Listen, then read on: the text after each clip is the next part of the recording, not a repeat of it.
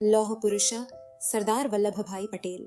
हमारे देश भारत में एक ऐसे महान व्यक्ति का जन्म हुआ जिन्होंने अपने दृढ़ निश्चय और साहस से पूरे देश को एकजुट किया।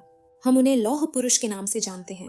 उनका नाम था सरदार वल्लभ भाई पटेल। वे भारत की एकता और अखंडता के सबसे बड़े समर्थक थे। सरदार वल्लभ भाई पटेल का जन्म 31 अक्टूबर 1877 को गुजरात के नडियाद गांव में हुआ था। उनके पिता का नाम झावेर भाई पटेल और माता का नाम लड़बा देवी था। उनके पिता एक वीर योद्धा थे जिन्होंने 1857 के स्वतंत्रता संग्राम में भाग लिया था और उनकी माता एक धर्मपरायण और परिश्रमी महिला थी। बचपन से ही वल्लभ भाई बहुत साहसी, आत्मनिर्भर और स्वतंत्र विचारों वाले थे। वे पढ़ाई में बहुत रुचि रखते थे, लेकिन साथ ही खेतों में काम करके अपने माता पिता की मदद भी करते थे। वे कठिनाइयों से डरते नहीं थे और हमेशा समस्याओं का सामना साहस और समझदारी से करते थे। वल्लभ भाई पटेल पढ़ाई में बहुत मेधावी थे। उन्होंने अपनी प्रारंभिक शिक्षा पूरी करने के बाद अहमदाबाद में कानून की पढ़ाई की। वे बहुत मेहनती थे और अपनी पढ़ाई के लिए खुद संघर्ष करते थे। अपनी वकालत की पढ़ाई पूरी करने के बाद वे इंग्लैंड गए और वहां से बैरिस्टर बनकर लौटे। इंग्लैंड में उन्होंने 3 साल की पढ़ाई मात्र 30 महीनों में पूरी कर ली, जो उनकी बुद्धिमत्ता और मेहनत को दर्शाता है। भारत लौटने के बाद उन्होंने गुजरात के गोधरा और अहमदाबाद में वकालत शुरू की। वे बहुत सफल वकील बन गए और लोगों के बीच उनकी प्रतिष्ठा बढ़ने लगी। लेकिन उनकी जिंदगी में एक बड़ा परिवर्तन तब आया जब उन्होंने महात्मा गांधी से मुलाकात की। महात्मा गांधी से प्रेरित होकर सरदार पटेल ने स्वतंत्रता संग्राम में भाग लेने का निश्चय किया। उन्होंने अपने आरामदायक जीवन को त्याग दिया और देश की आजादी के लिए संघर्ष करने लगे। उन्होंने असहयोग आंदोलन 1920, सविनय अवज्ञा आंदोलन 1930 और भारत छोड़ो आंदोलन 1942 में महत्वपूर्ण भूमिका निभाई। 1923 में वल्लभ भाई पटेल ने बारदोली सत्याग्रह का नेतृत्व किया।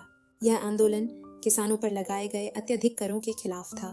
पटेल जी ने गांव-गांव जाकर किसानों को संगठित किया और उन्हें कर न देने के लिए प्रेरित किया। अंग्रेज सरकार ने इस आंदोलन को दबाने की कोशिश की, लेकिन किसानों की एकता के कारण वे असफल रहे।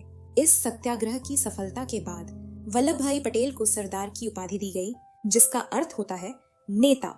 1947 में जब भारत आजाद हुआ, तब देश की सबसे बड़ी चुनौती थी रियासतों का एकीकरण। भारत में 508 से अधिक रियासतें थीं, जिन्हें या तो भारत या पाकिस्तान में मिलना था। कई रियासतों के शासक स्वतंत्र रहना चाहते थे। यह भारत की एकता के लिए एक बड़ा खतरा था। सरदार पटेल ने अपनी कूटनीति, नेतृत्व क्षमता और दृढ़ संकल्प से इन सभी रियासतों को भारत में मिला लिया। उनके प्रयासों से हैदराबाद, जूनागढ़ और कश्मीर जैसे राज्यों का भारत में विलय हुआ। इस महान कार्य के लिए उन्हें भारत का लौह पुरुष, आयरन मैन ऑफ इंडिया कहा जाने लगा। सरदार पटेल ने केवल राजनीतिक रूप से नहीं, बल्कि प्रशासनिक रूप से भी भारत को मजबूत किया। उन्होंने भारतीय प्रशासनिक सेवा, IAS, पुलिस सेवा, IPS और अन्य प्रशासनिक संस्थाओं की नींव रखी। वे चाहते थे कि देश का प्रशासन मजबूत हो और कानून व्यवस्था सही तरीके से चले। उन्होंने औद्योगिकरण को बढ़ावा दिया और किसानों के कल्याण के लिए कई नीतियां बनाई। वे हमेशा यह मानते थे कि देश का विकास तभी संभव है जब सभी मिलकर एकजुट होकर काम करें। सरदार पटेल का स्वास्थ्य 1950 की शुरुआत से ही खराब होने लगा था। अत्यधिक परिश्रम और मानसिक तनाव के कारण उन्हें हृदय संबंधी समस्याएं होने लगीं। नवंबर 1950 में उन्हें पहला गंभीर हृदयाघात, हार्ट अटैक हुआ। इसके बाद उनकी सेहत तेजी से बिगड़ने लगी। दिसंबर 1950 को सुबह 9:27 बजे मुंबई में उन्होंने अंतिम सांस ली।